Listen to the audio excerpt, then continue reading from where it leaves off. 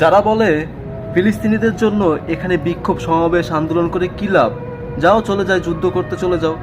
আমি তাদের উদ্দেশ্যে বলি, আপনাকে যদি ভিসা দেওয়া হয়, ফ্রি ভিসা দেওয়া হয় ফিলিস্তিনিতে গিয়ে যুদ্ধ করার জন্য, আপনি কি যাবেন না? আর আপনি যদি না যান, আপনি যদি যেতে না পারেন, বা আপনাকে যদি ফ্রি ভিসা না দেওয়া হয়, যদি ফিলিস্তিনে যেতে না দেওয়া হয়, তাহলে আপনার করণীয় কি? অবশ্যই তাদেরকে মৌন সমর্থন করা, তাদের জন্য সমাবেশ করা, বিক্ষোভ করা, তাদের জন্য সংহতি জানানো যে আমরা তোমাদের পাশে আছি, তাদের মনোবলকে চাঙ্গা করার জন্য। অবশ্যই এখন আপনি যদি ঘরে বসে থেকে বলেন যে না, কেন এখানে রাস্তায় আন্দোলন করতেছে, কেন মিছিল করতেছে, মিটিং করতেছে, কী লাভ, তাহলে ভাই আপনি ঘরের মধ্যে বসে ছুরি হাতে দিয়ে বসে থাকেন।